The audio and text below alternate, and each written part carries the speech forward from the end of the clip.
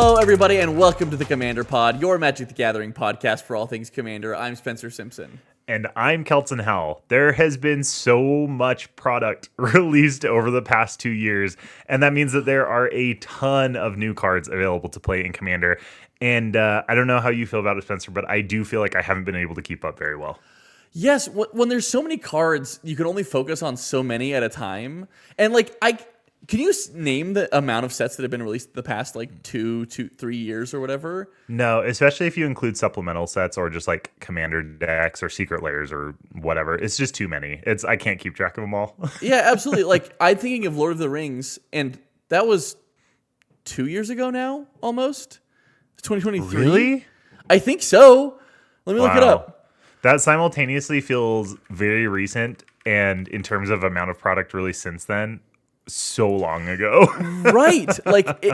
Honestly, for the amount of product we've had, 2023, June 2023. It feels like it was last year. We've had so not even 2 sets. years. Yeah, isn't that crazy? That is crazy. So anyways, tons and tons of product, and when there's so much product being pushed, it's so hard to keep track of all of the new cards, because there are, for every new set, there's a certain amount of reprints, obviously, but then, I don't know, 150 unique new cards per set, at least. Yeah. Probably more. And so it's so hard to keep track of all of them. And so you end up, at least I do, just seeing the big key cards from the set, because I just don't take the time to look through and read every single card. And those are the ones that make it into my Commander decks, are the ones that this one will be sick because people have been talking about it. One that jumps to mind would be Insidious Roots. It was an uncommon from Murders at Karlov Manor, and is a sick card and is played in a lot of Commander decks. And that was a standout from Karlov Manor, right? And so that one I know of, but I know there have to be other uncommons or commons even, or even rares that just don't get a lot of love from that set that maybe I should be playing. So today we want to talk about some of those gems that might be hiding in the underbrush of the sets that have been released. That just got lost along the way with the continuous current of Magic products. Yeah, absolutely. And we're also going to try to convince each other to play them. Yes. Why we should be playing them. I'm going to sell you on some of these. I'm pretty sure of it. Some of them I may have already sold you on recently. So okay, good. I'm excited to hear about them. Yeah, so to be frank, I don't think I'm playing... I have a list. I'm going to choose a subset of this list, depending on some of the ones you suggest, I think. And I'm playing one of these 6 cards, and of the ones I might choose, and I might choose that one. But anyways, I'm not playing any of these. And so I think this is also evident of the fact that they're underplayed, but I think they could be really cool. So do you want to start, though? I want to hear some of yours. I see all mine in front of me, but I have no idea what you're choosing. And I'm going to start with maybe an easy one. I don't know if people... I think this is an underrated card because it's still 50 cents. I don't think people are playing this card very much. It's Spinner of Souls. Yeah. This is 2 and a green for a 4/3 Spider Spirit from Foundations. It has reach because it's a spider. And whenever another non-token creature you control dies, you may reveal cards from the top of your library until you reveal a creature card. You put that card into your hand and the rest on the bottom of your library in a random order. This seems insane to me. I don't understand how this isn't a slam dunk of a card, because every time I've played it, it just feels so good. Just knowing that I can just swing in with creatures, and then when they die, they cantrip. But not only do they cantrip into another creature. So late game, I can just send in all of my mana dorks, and I just want them to die. Or I can chump block with my mana dorks, and they die into a bigger threat. This card seems crazy to me. I don't understand how this isn't just one of the best cards from Foundations. Yeah, it's so interesting because you pointed this out to me. This is one that I think you've sold me on recently. That originally looking at it, I remember reading this and being oh, it doesn't go to the battlefield? That's dumb. Do you know what I mean? And just totally undersold this card. But it is. It's literally just card advantage. I think if we compared this to something way better than draw a card, right? Way better than draw a card. This is way better. Beast Whisper is when the creature enters, you draw the card. Sure. This is when it leaves, but you don't just draw a card. You I mean, And what's bad about Beast Whisperer is you have to play Beast Whisperer and then play all your creatures. You can play all your creatures and then play Spinner of Souls, and it's Yeah. still so good. And it just cleans up on a board wipe. It just Yeah. completely refills your hand after a board wipe. oh, absolutely. I mean, it's this one's not in green. This card, Grim Haruspex. But like Grim Haruspex is when another non-token creature you control dies, draw a card.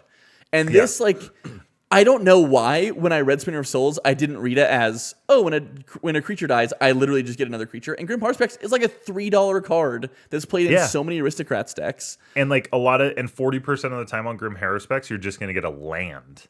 Right. But yeah, like exactly. this one, you're guaranteed a creature, which is crazy because you're either playing a creature deck and you care about creatures and you have lots of great creatures, or you're not playing a great creature. You're not playing a creature based deck, and then all of the creatures in your deck are like bangers and super synergistic for what you are playing. So it's like it's really just like win, win, win, win, win. Like no matter how you look at this card, I think it's crazy. Yeah, I think that's something that I didn't really think about either. Is that like if you're not creature centric, like. Would I rather sometimes get a sorcery or an instant, depending on what it is? Like, would I like the chance to be able to have a creature die and I get my Raise the Palisade or something like that? Sure. Like, sure, that would be sick if I'm playing in Simic colors in this. But like, to your point, either you're playing like really good creatures and there are very few of them, or you're just doing creature synergies and you're happy to just drop any down creature. Yeah, you just oh no, I drew Sakura Tribelder. I'm gonna slam that down and then sacrifice it and go find another and get creature another creature. Yeah, because Spinner of Souls would get another one off of Sakura Tribelder. I think this card's crazy. I do not understand how it's 50 cents. I've bought a few copies because I've just been slotting them into a lot of decks. And like I said, I'm happy every time I draw this card. I think it's really good. Yeah, well, I've played against it a couple times so far, and a 4-power reach body is also like nothing to sneeze at for 3 mana. That's like this thing is solid. I need to give this one a shot. I think it's pretty good. If only I played more green. If only. Yeah, you play a lot of green. I play a lot of green. Yeah, exactly. So it's black with some green supplements. With some green, yeah. Okay, I want to hear yours. My first card, I will admit, when I was looking through this list, I've added some other ones since, but at first I literally just went through Modern Horizons 3, like the entire set, because I had seen a couple of cards from there that I was like, holy crap, these are bangers that I've not been playing. And so I figured there had to be more. And so this first one is from Modern Horizons 3, and it is Quest for the Necropolis. Oh, yes, I know this card. One is a banger. So it's 1 black for an enchantment, and it has landfall. Whenever a land enters the battlefield under your control, put a quest counter on Quest for the Necropolis. And then you can pay 5 and a black and sacrifice Quest for the Necropolis and put a target creature card from a graveyard onto the battlefield under your control. But this ability costs 1 less to cast for each quest counter on Quest for the Necropolis, and you activate it only as a sorcery. So you play this on early turns of the game. I mean, late game, this is a 7-mana reanimation spell, which sucks. But early game, this is play it for 1 mana, and then later I reanimate something from anyone's graveyard for 1 or 2 mana. That's insane. Yeah, it seems pretty good. I think it's really good. And it's so good. There are more and more black landfall decks because of like Necrobloom.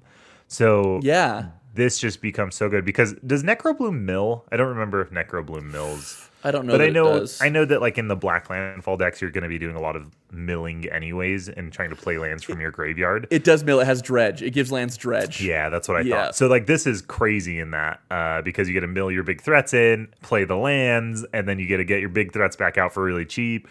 This card is sweet. Yeah, I don't play this card. I think I opened this in a limited event. And it played pretty well in limited, to be honest. Like I remember getting a sweet creature off of this. I mean, yeah, it's solid. I mean, that's a pretty expensive rate to reanimate something. But just the other day, I was talking to you that I think 5-mana reanimation spells are actually like not bad. Like in terms of in the grand scope of reanimation spells, especially like mid power. Like clearly reanimate, animate dead. All the best in class are the better versions of that. But to be able to reanimate something from anyone's graveyard for potentially, 2 to 3 mana is pretty insane. That's what I look at for a lot of the reanimation spells is if it's just your graveyard or if it's from any graveyard, and any graveyard just makes it exponentially better. What I like about the card design on this specific card is it's really great as a turn 1 play or as an early play to like use the rest of your mana for a turn, because then you're accruing value over the period of the game, and then you get to cast it for really cheap in the late game when you need to get a big threat. Because you can't play this early game because, one, it's too expensive, but two, it's hard to get a lot of creatures into graveyards that early in the game. But late game, if you're just top decking, you top deck into this. This is just 7 mana for the best creature in any graveyard, and that's also fine. Yeah. And you're also probably happy to just do that and get the best thing back onto the battlefield. So yeah, like this plays really well at the beginning and the end of the game. Yeah, I think it's awesome. I think this is a slept on card for sure. And I think probably it's because of the 7 mana cost, but I think more often than not, even if you drop this like turn 3 and you just wait a couple turns, then you feel pretty good about reanimating something for 4 mana a little bit later on. So I'm gonna have to go through my bulk drawer and see if I can find this one. You got one of these? Yeah. Well, and if you don't, it's only 10 cents right now. So that's true. So now then I just need to go hit the bulk bins at my LGS. Yeah, exactly. Go find your master multiplieds and your quest for the necropolis. Yes, that's what I have been keeping my eye out for sure. Okay, oh man, I have so many good ones. I'm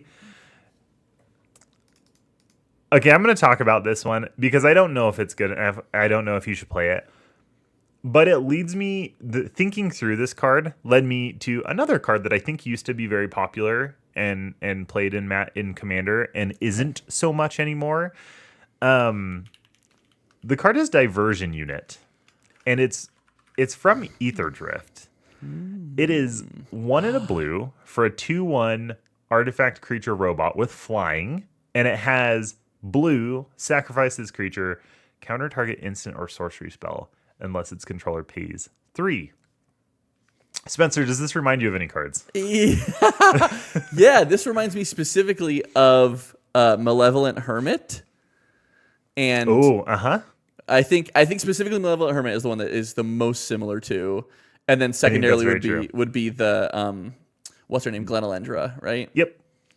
Glenalendra Archmage. Yep. So would you read Malevolent Hermit for us? Yeah. And then I'll read Glenalendra Archmage. Okay. Malevolent Hermit is 1 and a blue for a 2/1 that has an active 2/1 human wizard that has an activated ability for blue and sacrifice Malevolent Hermit, counter target non-creature spell unless its controller pays 3.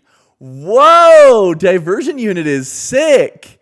It also Malevolent Hermit also has Disturb, and then it makes spells not be able to be countered. But that's not what we're talking about here.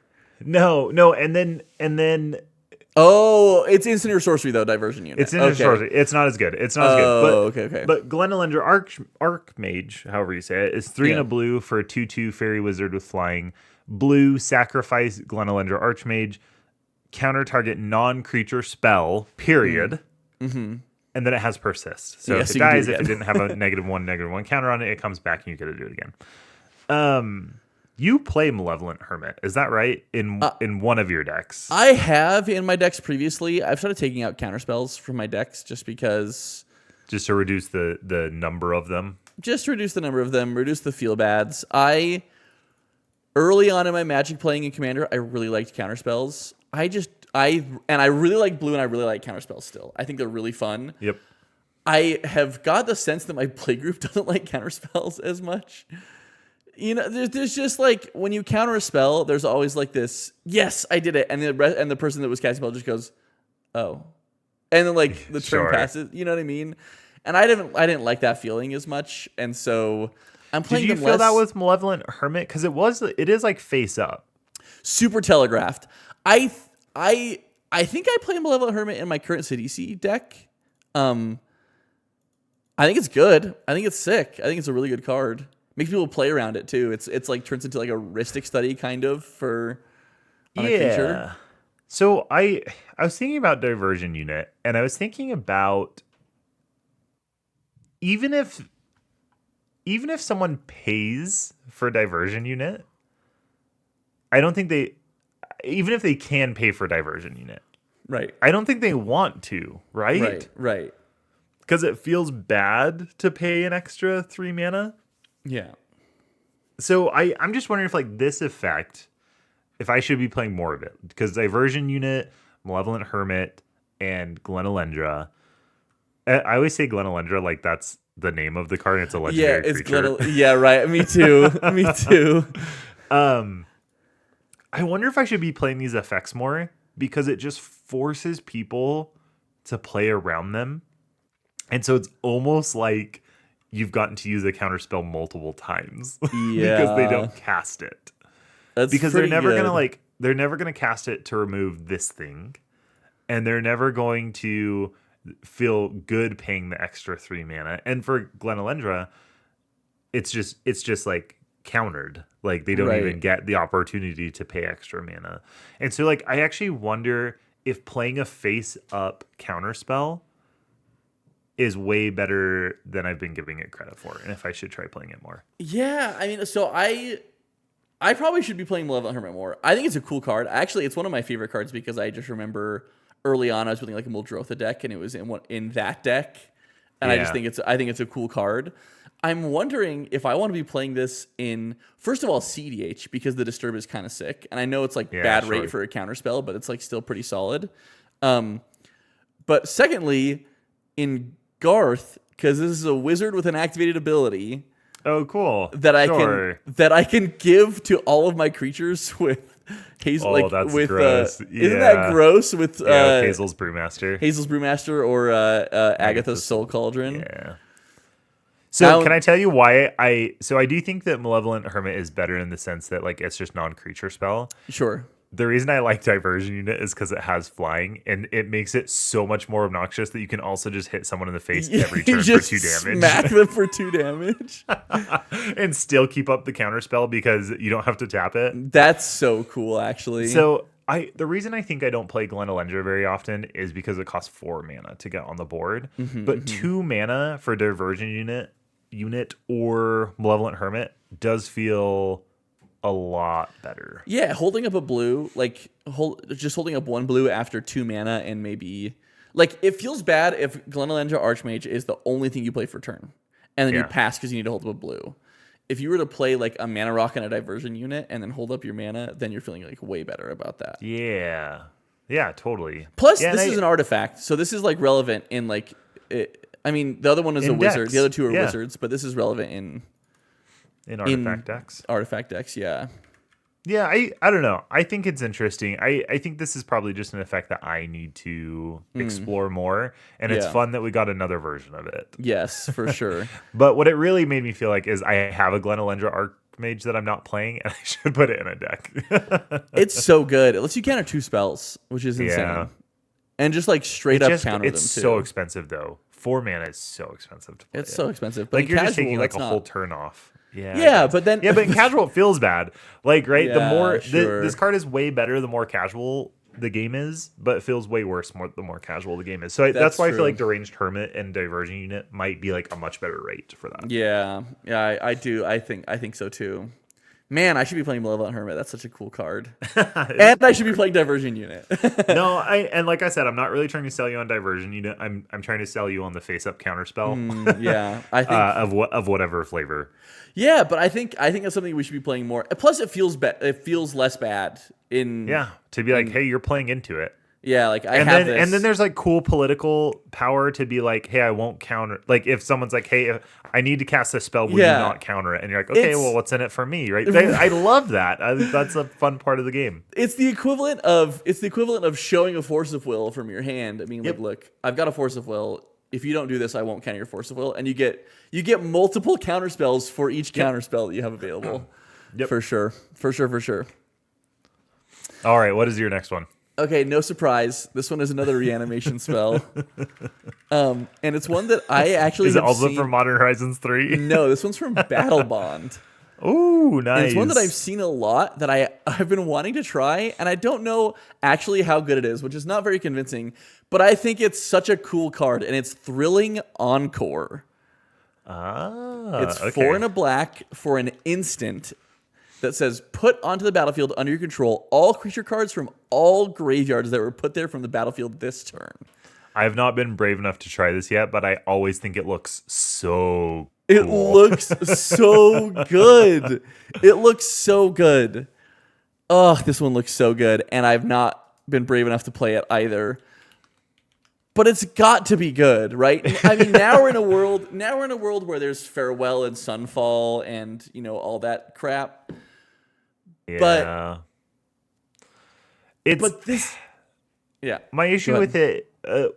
What I oh, it's I hard to know leave up 5 mana expecting a board wipe, for sure, right? for sure. Except for this is except for when you're already ahead. So this is a win Yeah. more card almost certainly. Or you just swing in for a huge attack. Yeah. But you do have to be ahead to do that too. Is it in all graveyards? Yeah. It's So like it's- if you swing in for a big attack and you trade both of them, yeah, it feels pretty good. you only need to trade you only need to have like 3 creatures die for this to feel really good actually. Yeah, it's not that hard to make this happen. So I actually really like this more on my turn instead of like holding it up, even though it's Sure. instant speed. Yeah. Because if I swing in for attack and I like the trades, Yeah, I can play this main phase too. yeah, But if I don't like it, I can just play something else. yeah. So I actually kind of like it. I think on it's my sick. turn. It's, even I though think an it's tight. instant. And can I tell you where else I like it? Is like in aristocrat style decks Oh, where you can like sure. sack stuff and you get the That's treasures. really good. And then maybe you're like killing stuff with your sacrifices too, right? You for 1 black, you like sack a creature to destroy someone else's creature with like bone shards or whatever. And Yep. then you thrilling encore and you get everything back. No, it works for discard too, doesn't it?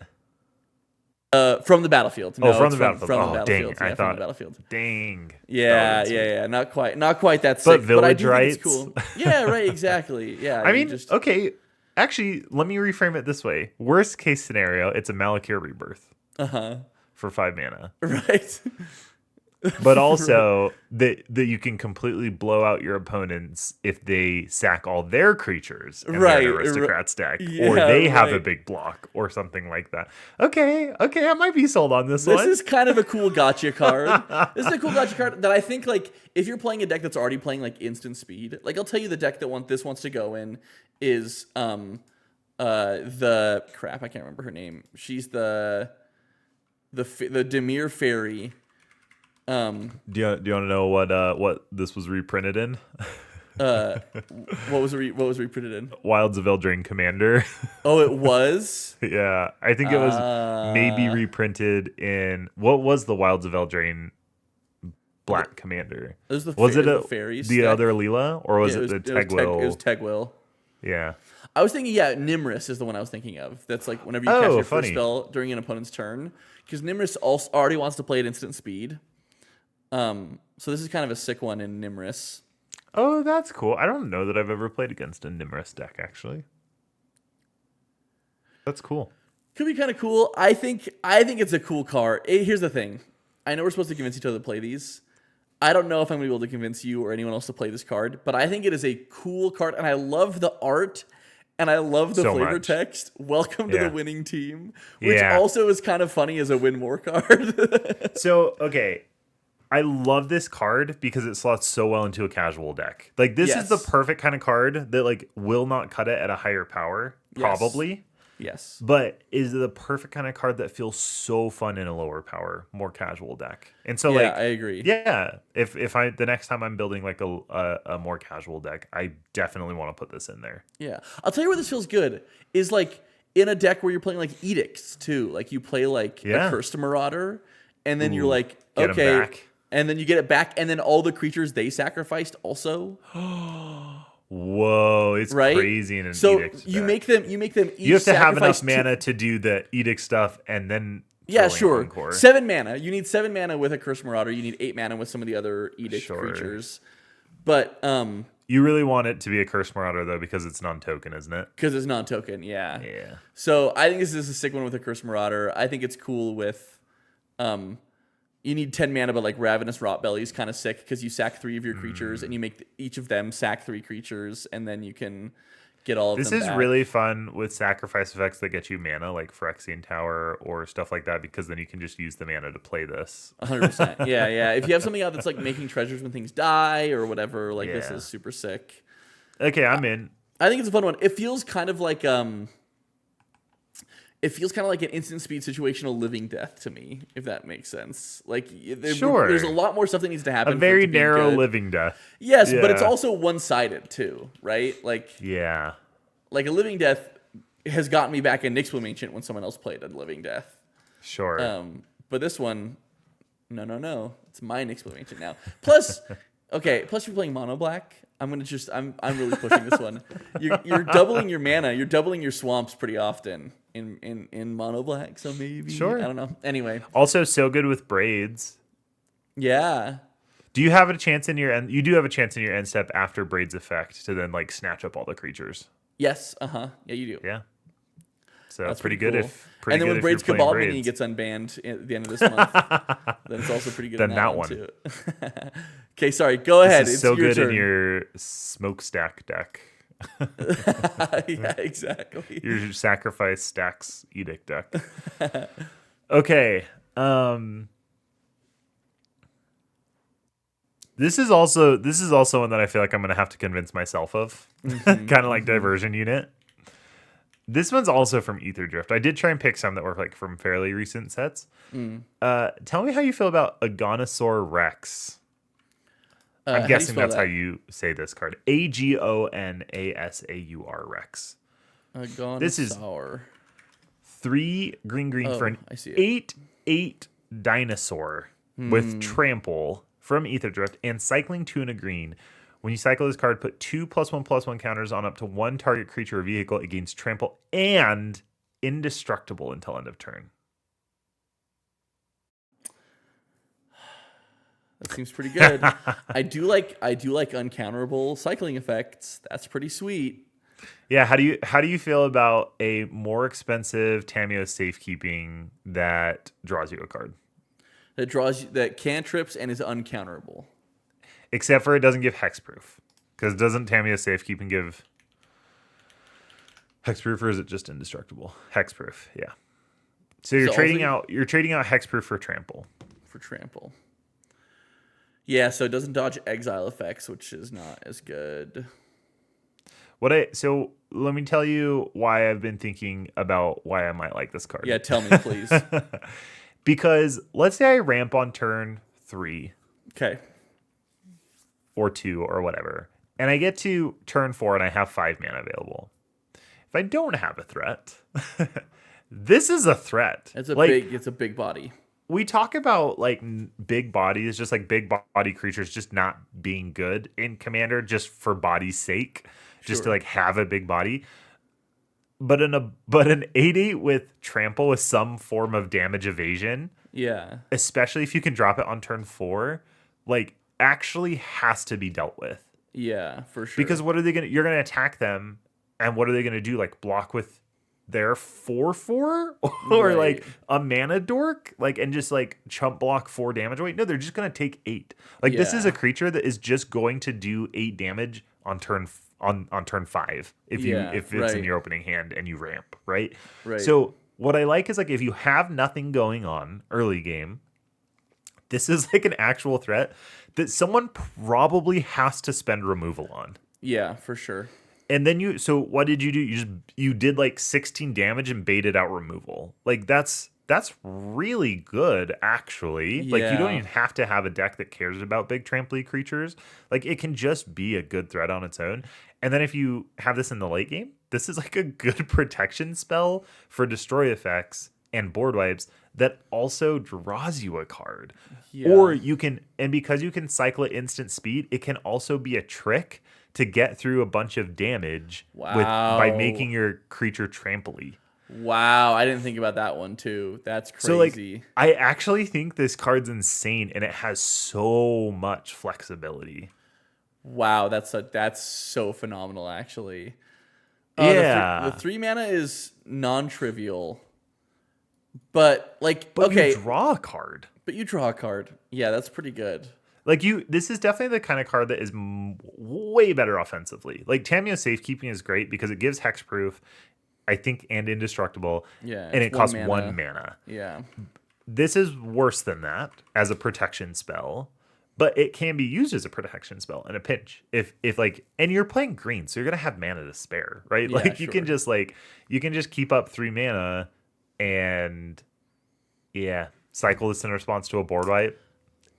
That's like such a blowout. I think I think this is solid. This is one I would definitely consider. And reanimate it after you cycle it. Yeah. That's the part that gets me. Did is that the sell reality you? Part. Here's the thing. I think this is very playable. I think this is like equivalent in playability, or maybe better than something like a Trumpeting Carnosaur. Like, Okay, sure. Like, I think it's probably better than Trumpeting Carnosaur. And I've seen people play Trumpeting Carnosaur in dinosaur decks or just like as a removal spell on red decks. And so I think this one makes sense to be being played in green decks. Probably. I should probably give this one a try. I don't play a lot of dinosaur decks or decks that care about getting in with big creatures because of the nature of the decks that I'm often playing that are like trying to be more controlling decks. But I think this card has potential to be nuts because you're right. You are swinging in for 8 damage a turn. We talk about big bodies being good, and I think a 4-mana 4/5 is insane. A 5-mana 8/8 is like bonkers, nutty, insane. Yeah. I think this is like just enough above rate. Like I think the difference between 7 and 8 power and toughness is actually pretty big. If this was like a 5-mana 7/7, then they can block with, a 4/4 and a 3/3, or like a 5/5 and a 2/2 or something like that. It's like so much harder to actually block down an 8/8 at that point of the game if you actually drop this on turn 4 or 5. For sure. And who wants to throw away 3 creatures at an Yeah. And who's gonna have played 3 creatures by turn 5 and want to throw them away? Yeah. 100%. Yeah, I think this is like probably a menace, like in kind of any part of the game. Yeah. All right, I'm sold on a Gonosaur Rex. Okay, Here's my problem with all of these is I'm sold on them, and also I'm thinking of decks that I want to play them in, and I can't think of the deck I want to slot them into right now. You know what I mean? You wouldn't put this in. You should put this in DC for sure, right? Yeah, probably. Can I tell you where I also think it goes? Is it probably goes in Tanatevish. I think this is a very good one in Tanatevish. This is probably very good in Tanatevish. But how sweet. So one problem I know that you run into with Sidisi is that you have to attack with Sidisi. This gives Sidisi indestructible, and it's a creature. So it's not like it works with Umori. I think this is a really good this card. Is probably solid in Sidisi. That's a really good point. Okay, maybe I need to consider it. I think this is a good one. This one's sick. Everybody spec on your Agonosaurus Rex. Dude, I'm impressed with some of these things you're finding because it's really changing my thoughts on the things I should be playing in Commander. Sweet, I'm doing my job then. Also, have you noticed they're all green or blue? Yeah, there's a common theme. Is that trend gonna change? It might not. Okay. This next one I want to talk about is from Modern Horizons 3. Yeah, let's hear it. It is Abstruse Appropriation. Oh, I love this one. Oh, there is 0% selling that you have to do for me. I know. Here's the thing: is I'm also currently not playing it anything, and it is such a good card. So Abstruse Appropriation is 2 white/black for an instant with devoid, meaning it has no color outside of in the game for deck building purposes. It has an identity. It does have a color identity. Yes. Yeah. And it says, exile target non-land permanent. You may cast that card for as long as it remains exiled, and you may spend colorless mana as though it were mana of any color to cast that spell. This is insane. Let's think about just something that costs 1 less than this. Anguished Unmaking. Yep. Anguished Unmaking for a long time, and may still be one of the more premium removal spells in Orzhov colors, to just hit to dunk on anything, right? Exile target non-land permanent. You lose 3 life. Abstruse Appropriation is 1 more mana for exile target non-land permanent, and you get to cast it whenever you want, which is nuts. I think it's really good. I love that this is instant speed.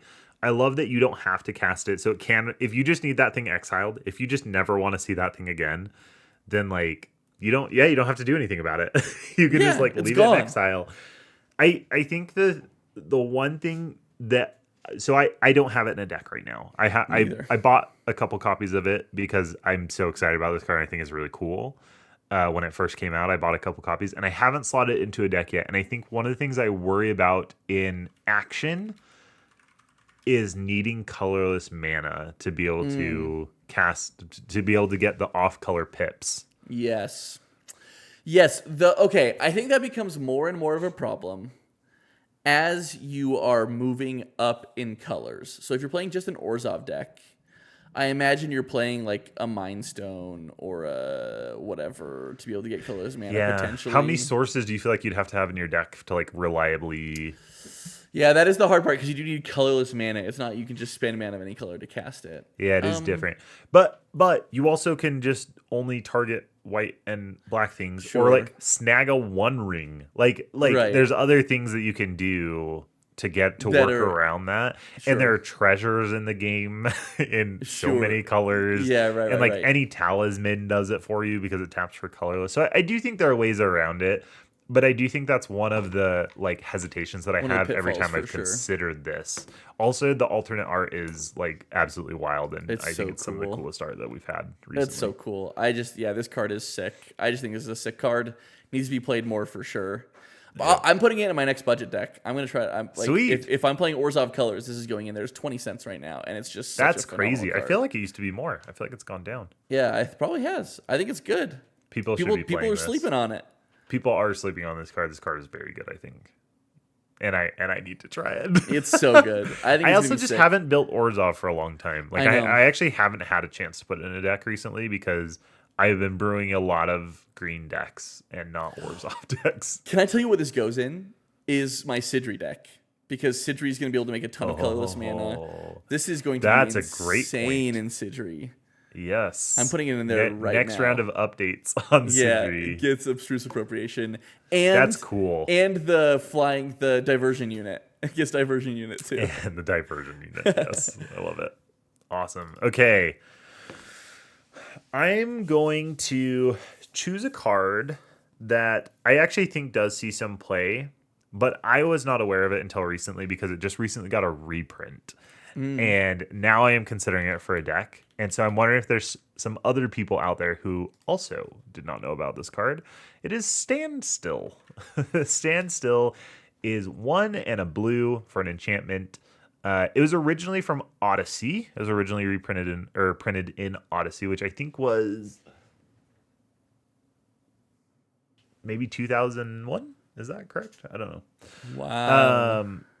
But it was recently reprinted in Mystery Booster 2. So it had a recent reprint with the Future Sight frame. So it's 1 and a blue for an enchantment. When a player plays a spell, sacrifice Standstill. If you do, each of that player's opponents draws 3 cards.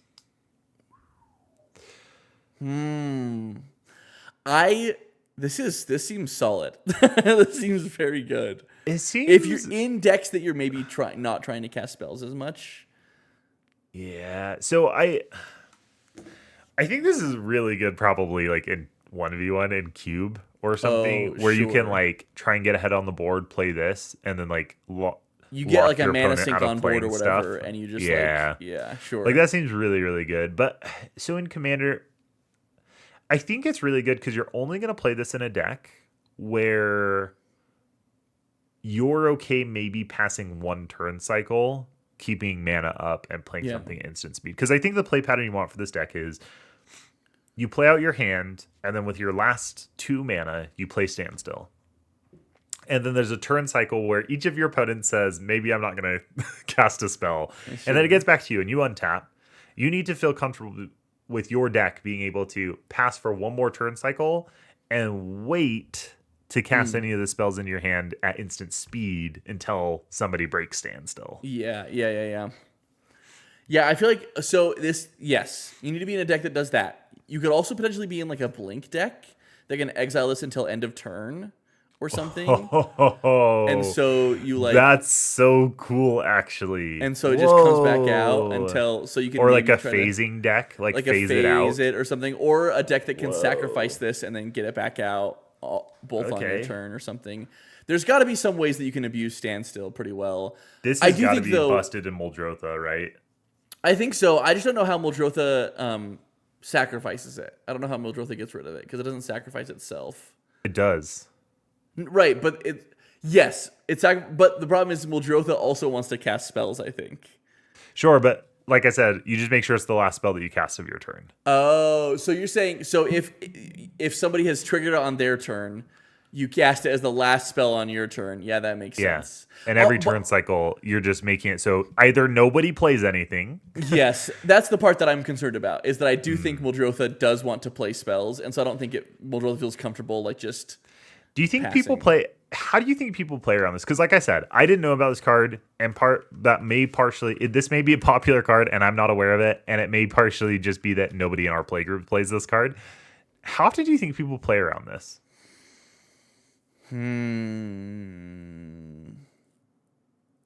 Honestly, I think one turn cycle seems like a good. You think people play around it for one turn cycle, and then they get sick of it? Potentially. My other question is, how bad is it to let two of your other opponents also draw 3 cards? It probably depends on how. That's a tough one. I mean, bad, but like. Yeah. But because if you think about you versus opponents, they've drawn 6 cards and you've drawn 3, and that's actually like a really bad rate. For sure. Except that everybody's versus everybody, and so ultimately, as long as you're not the arch enemy. Yeah, exactly. But the other issue is that this is the kind of card that you want to play when you're ahead. Yes. Or yeah, and on part board of at least, on board for sure. Or your hand is you have the most empty yeah. hand. Yeah. Because if you're like just top decking, you can just be like, sick, play this, pass. Yeah, that's actually a really good use case. Yeah. I don't know. I do like this card. The other reason to play it is if you have anything that happens on regular intervals in your deck. If you have a planeswalker, if you have upkeep triggers, if you have like anything that does something, like a mana ability wise or a mana sink, then this card is like actually super super good. Yeah, for sure. I just was looking up some cards that I thought could go well with this. I looked up Sacrifice and Enchantment on Scryfall. There are 2 cards. There's a lot of cards, but one of them that I think that you could play. One card that you can play in Muldrotha that can be busted with this, and it's Endless Worm. It's 3. It's 3 green for a 9/9 with trample, and then during your upkeep, sacrifice an enchantment or sacrifice Endless Worm. And so if you get this out with Standstill, you sacrifice Standstill in your upkeep, cast a bunch of spells. Then cast it from your graveyard. Oh my gosh. Okay. I haven't built Muldrotha yet. I bought a Muldrotha because I really loved the latest showcase frame of it. But I haven't built it because I felt that it's too powerful. It's so now good, I just want to build Muldrotha to try and assemble this combo. With Endless Worm and Standstill. Yes. Well, Endless Worm is statted actually better than the card we just talked about, the Aganosaur X. Except for you have to sacrifice it if you can't sacrifice an enchantment. For sure, but you're sacrificing Standstill, so it's actually an upside. So as long as you have, I guess I have to run a bunch of tutors in my low power Muldrotha deck to be able to find Standstill. But also in Muldrotha, you're also playing like the seals, like Seal of Removal and Seal of that you don't necessarily with activated abilities. Yeah, right, exactly. Yeah. So you could sacrifice those to Endless card. Worm. Endless Worm could be like not bad. Anyway, I think Standstill's cool. I think that one feels situational to me. I'm not gonna lie. I'd have to. I have a deck that I think I'm gonna put it in, and I'm excited. I want to see how it plays. Okay, I'm excited to see it. I think so. Here's the thing. I think it feels situational to abuse it. But I think if you are playing a deck, like you're saying, that has ways to utilize your unspent mana or do things without casting spells or cast spells right after Standstill gets sacrificed, then you're feeling pretty good about Standstill. If your commander has a mana sink, oh, for sure, this card has to be insane. Oh, yeah. Right? Oh, yeah. It has to be so good. Yeah. Give Standstill a try and let us know how it goes. Yes, yeah, like I said, this may actually be a very popular card, and I just hadn't seen it yet. That's in 0% of decks on EDH Rec, and it hasn't seen a reprint since Odyssey, so I'm going to assume that it hasn't been played very much in Commander. Time to spec on Standstills. I think you're starting a trend. You're starting a trend to play Standstill in Commander. It's the next staple. Okay, let's hear yours. Okay, mine is another reanimation effect. That's okay. All mine are Simics, so. This one is Body Launderer from Streets of New Capenna. Oh yeah, So this one is sweet. Body Launderer is 2 black for a 3/3 creature ogre rogue, and it has Death Touch. And it says whenever another non-token creature you control dies, Body Launderer connives. So you draw a card, discard a card. If it is a non-land, you put a +1/+1 counter on Body Launderer. And then when Body Launderer dies, return another target non-rogue creature card with equal or lesser power from your graveyard to the battlefield. I think this is a good card. I think so too. I think this was one that used to be on my radar, and then I forgot about it. And now you're reminding me, and I'm like, yeah, because this is just a 4/4, or this is a 4-mana card that can block anything on the ground And and get then something bring something back. with equal or lesser too. So you can bring back a 3/3, like a 3/5 or whatever. And it's not that hard to get this up, to 4 power either, to like get bigger stuff. I do like that it's power. Like I think when I first read this, I read that you need to get something with mana value less than its power, and that feels significantly less good than getting something because back there's a with, lot of really good like utility, like 1/4s or like 2/3s or whatever. Right, exactly. So I think this is one that I want to try. I have a copy of this. It sits in my trade binder, and I see it every time I open it up. And I think this card has to be pretty good. I need to find a good spot for this card. Do you really just want to be playing this in like aristocrats or like mill decks, or like what do you want to be playing this in? I mean, obviously, aristocrats decks will help you connive this, which is cool. I think like a Rakdos, like Reanimator or aristocrats type deck could be kind of cool for this, especially because the conniving could put additional creature cards in your graveyard. Oh, that's good for Reanimator. So you could and good for Body Launderer, right? Because you could put a card that you want to get out when Body Launderer dies, as it connives. And then I didn't really realize how well the connive and its third ability work together. That's really cool. It's pretty solid. I think it could be kind of a cool card. 4 mana is like not nothing, and there are other cards that like are cheaper that can reanimate anything, right? Like Dice Trigger is a little rough, but would you ever consider this as an alternate way to get your commander back out? If your commander has small enough power, so you just let your commander go to the graveyard, and then you just like try really hard to jump block with this. Like no one can attack into you, or else you get your commander back. Yeah, I think so. That's like the double duty that it kind of does, right? Is that like you get to deter attacks because people don't want to attack into it, and then no one's gonna like spend exile removal on this Body Launderer. Probably not. The other problem is it like keeps getting bigger, right? So like people don't want to. I don't know. I think I wish it could attack too, but it really just wants to block, doesn't it? Yeah, but like you can attack though, and like if you're not worried about, like you can use it to start trying to like beat down. I guess if you don't want it to die, like Yeah. if you want it to die, you kind of need it to block, right? Yeah. But it's funny, once it gets big enough though, it doesn't die very easily, even when blocking. Right. Yeah. So then you kind of do like, just have to send in attacks. Yeah, I feel like you do want this to be like an aristocrat style deck. Yeah. I do.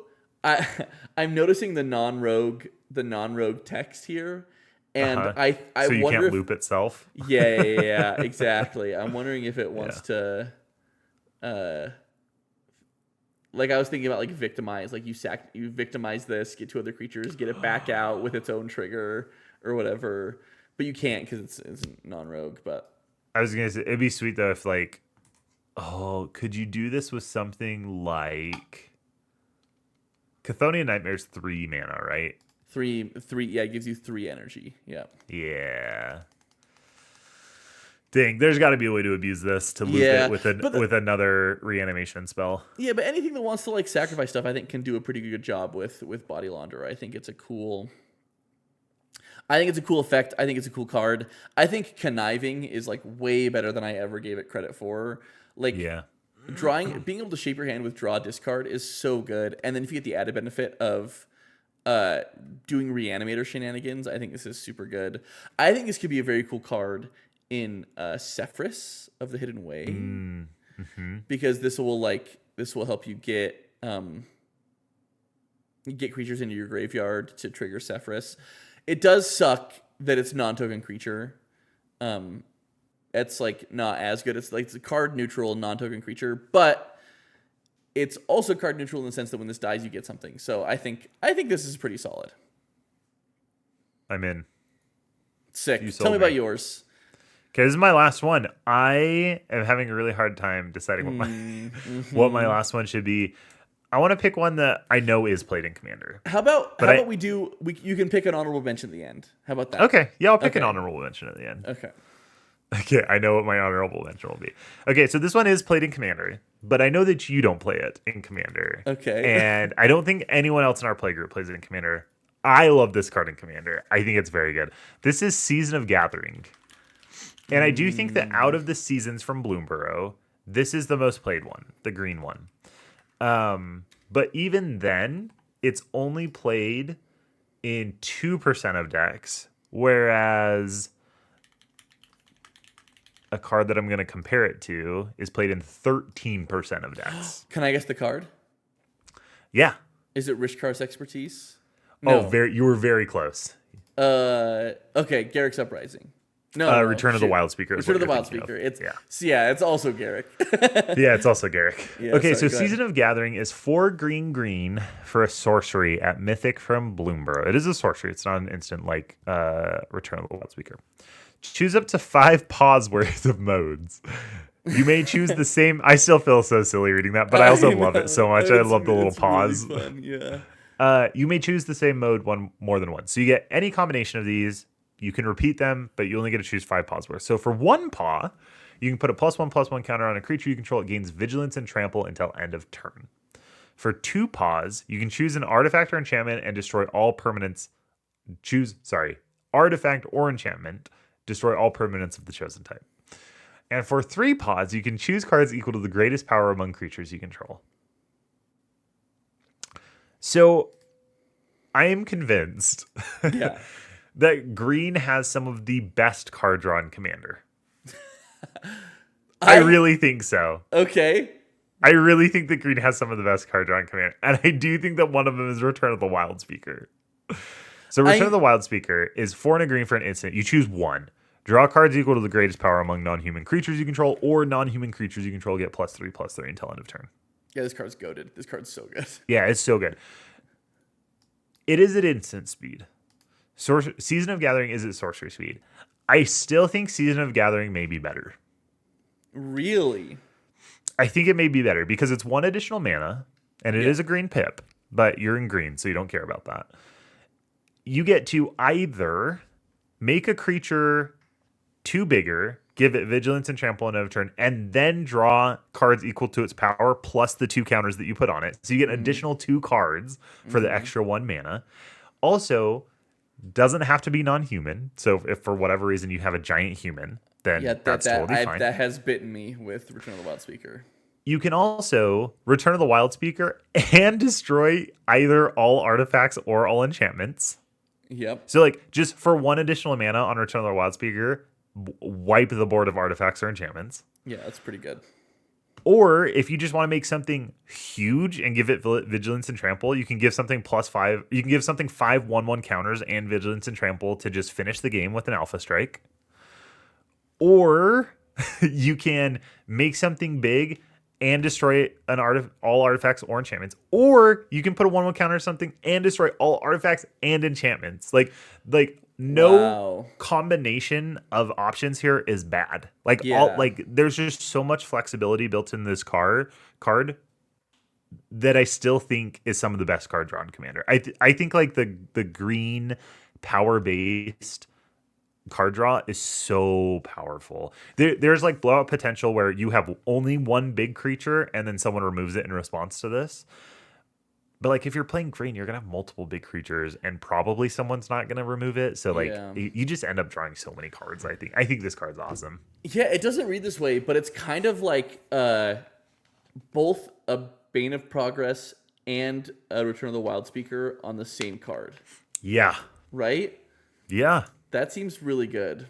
I think this card is wild. It is like I love playing Return of the Wild Speaker and Rishkar's Expertise. I love both of those cards. They do very similar things.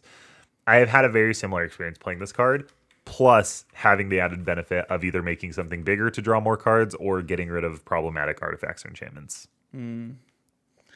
I mean, yeah, the flexibility seems very, very good. And I do think you're probably right that this is the best of the seasons. Yeah, it is the best of the seasons. I know there was a lot of hype for the seasons when they came out. Yeah. And this is the one that I think has seen the most play. And I think it probably is the best. I remember being really excited about the black one when it came out, but I don't think it turned out to be very good. But the green one has like been uber good. This one seems very, very good. Season of Lost, I'm bummed about. I don't think it's that great, unfortunately. But this one seems very, very good. All right, have I convinced you to try it? Have I convinced you that green has some of the best card draw in Commander? I think I just have to play more green stompy stuff. No, I agree with you. Green is full of just cantrip card draw all the time. Like you have Guardian Project, Beast Whisperer, Spinner of Souls now, so it gets the black card draw too. Yeah. Also, just like card per mana, you can do more in green than any other color, I think. Because like Finale of Revelation or whatever all of the blue X card draw spells are. Yeah. You're getting like a little less than one card per mana. Yeah. And like this one, you're frequently just drawing like more than one card per mana, plus getting upside on this card specifically. Yeah, for sure. No, the card draw is pretty nuts. Pretty nuts in green. Because it just got to keep the engine going, right? You just got to keep dropping creature. Yeah. And you have so much mana to do it because you're in green. Yeah, green. This is why I'm on my green. This is my season of green. My season of the Commander Pod, where I'm just like all green all the time because it ramps, it draws, it protects, it recovers. It doesn't need board wipes because it's the thing that you need to board wipe. Like it's just like I kind of feel like green does it all. I've been enjoying playing green so much. Yeah, green is pretty darn good. Yeah, the fact that it also has like the regrowth style effects. Green is pushed. Green is so good. Yeah, it's been bad in standard, so I'm glad that it's like finally getting it's been really good in standard the last little while. But I know people were complaining about Simic for like quite a while in standard, and they finally made Simic like super busted. So yeah, this card seems nuts.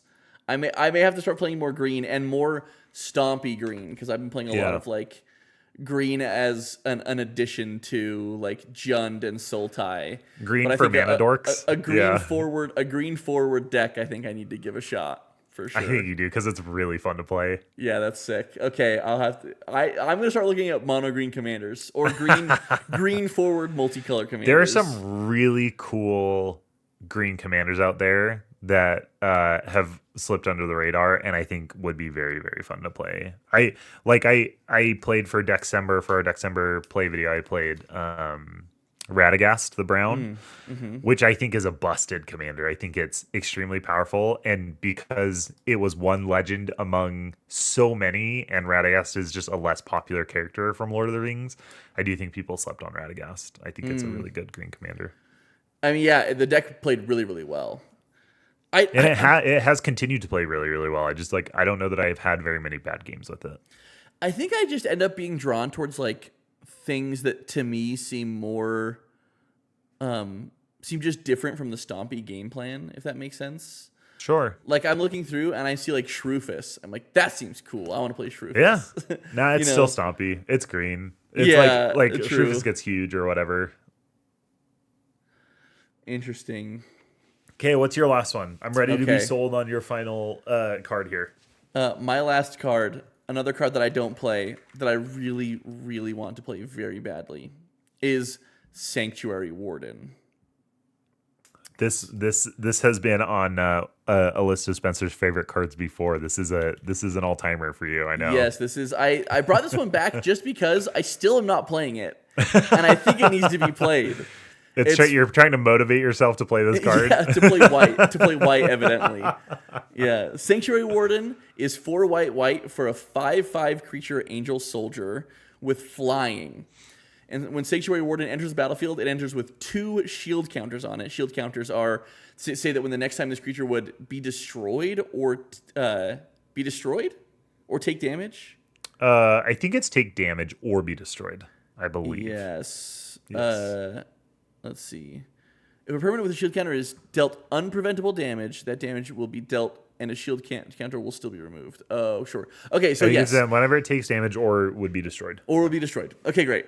But dodges removal, non-exile removal twice. And then it says, when it enters the battlefield or attacks, Titan text, we love it, you may remove a counter from a creature or planeswalker you control. If you do, draw a card and create a 1/1 green and white citizen creature token. I got beat up by this card in the pre-release for Nuka Penna. And ever since then, I have thought this card, I forgot about it. I put it out of my memory because I didn't want to remember getting stomped at a pre-release. Except that I think this card is so good. And recently I've been really enjoying the Titans. Like, I think they're so cool. Like, the attacks and enters and attacks, I think is so cool. Even though they're expensive, I just think they're very impactful creatures that don't get played enough anymore. And I think Sanctuary Warden is like, it's a 5/5 flying Titan that draws you cards. It's so cool. It's so good. And creates 1/1s to block on the ground. And creates 1/1s to block. And can be flickered to draw you more cards. Yeah. Sanctuary Warden, Season of Gathering, put 2/1/1 counters on it, draw 7 cards, and then you have 2 more counters to remove to draw 2 additional cards. Oh my gosh. Are you making me build a Selesnya deck Selesnya. You got this. No, this goes in your Abzan counters deck. Season of Gathering goes in your Abzan counters deck. It does go in the Abzan counters deck I'm thinking of. It is. This one is in the deck. Season of Gathering's not in the deck yet, but it probably should be. This is awesome. No, I'm in for Sanctuary Warden. It's weird because it's an angel. Yeah. It's a flyer. It cares about counters. It's go wide. It draws cards. Yeah. It kind of does a little bit of everything. And part that kind of gives me paralysis to know where to put it. Yeah, it does feel like a little bit of a jack of all trades. But to me, the fact that it enters an attack, it draws you at least 2 cards, means that you want to be playing this card. And I think the places it probably goes are in counters decks or blink decks, and you're pretty stoked about having a Sanctuary Warden, I would imagine. So you really want to play this, get rid of a counter, draw a card, and then the next turn, attack, get rid of a counter, draw a card, because you don't ever want it to take damage and lose one of the counters to prevent you from being able to draw a card, right? But then ideally, you're like removing counters from other creatures or planeswalkers, and it just like keeps a shield and this counter. Stays protected. Yeah, ideally. But like even without it, it's just like a 6-mana 5/5 flyer that draws you 2 cards and creates 2 1/1s. Yeah, that's pretty good. That's pretty good. That's pretty darn good. Yeah, that's pretty good. You do it. It's like really good if you're making more counters, though. Yeah, absolutely, absolutely. But pretty solid. Sweet. I love it. This has been fun. Okay, yeah. I mean, you did it. You sold me on those cards. I'm yes. I gotta I gotta save up some money and then add them to my TCG player card because I currently have no funds for Magic. Oh, dude, me too. I just sold a bunch of my cards back to a game store to get in-store credit, and I did notice that a few of these are in stock at that game store, so I might have to swing by. Okay, yeah, I might have to see if I can use some of my store credit as well. Did you want to mention your honorable mention really quick? Did you have one that you wanted to honorable mention? We don't even have to talk absolutely. about it. We can just say them and then. My honorable mention is Traverse Eternity. It is 2 blue for a sorcery. Draw cards equal to the highest mana value among historic permanents you control. It is a rare from Doctor Who. This is just like better one with the multiverse, right? Or one with the machine. Because one with the machine is also 4 mana sorcery. Draw cards equal to the highest converted mana cost among artifacts you control. So Traverse Eternity, it does need 1 more blue pip, but it draws highest mana value among historic, so it could be legendaries. So you maybe don't even need like an artifact. Yeah, that's pretty cool. And I also bought 50 copies of this card, so I really need it to go up. trying to move the market with that one. I haven't picked a spec. Like I hadn't spec'd on a card before because I don't even know if this went up in value. I don't know what I'd do with it. I don't think I'm going to create like a TCG player account and try and sell them. But I had an opportunity to buy a large number of these from a seller that I was already making a purchase from for a very cheap price, and so I really did buy like 50 of these cards. kind of just for fun to be. So there, I follow the MTG Finance subreddit a little bit, and there's the Mind Collapse guy that buys like a bajillion Mind Collapses.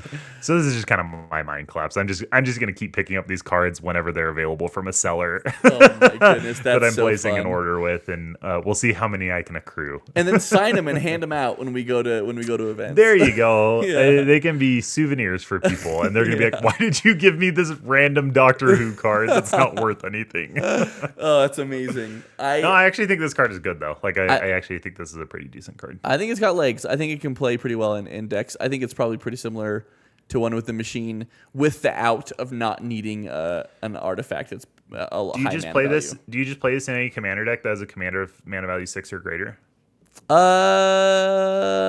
Maybe. The problem is you have to control it. So like I'd be more Yeah, inclined. you're playing commander. You need your commander out at some point, right? That's true. I am so incredibly wary of my commander not even making it a single turn cycle that I get nervous to play stuff that like cares specifically about my commander being out.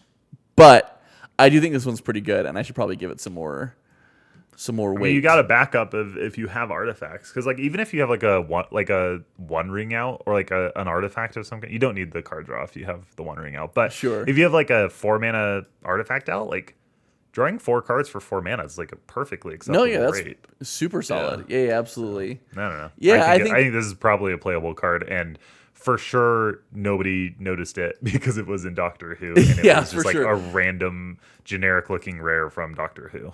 Yeah, for sure. I think you're right, and this card is probably slept on and could be played in more decks. Because one with the machine. So let me tell you how many decks this is played in. Okay. 0% of decks. This is in 10,000 decks total. One with the machine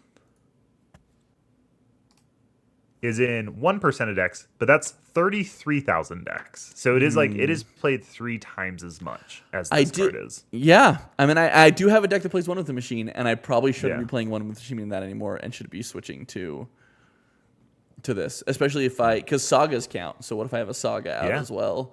By the way, I forget about that all the time, that sagas are historic permanents. Are historic. Yeah, this is because we don't see them very much.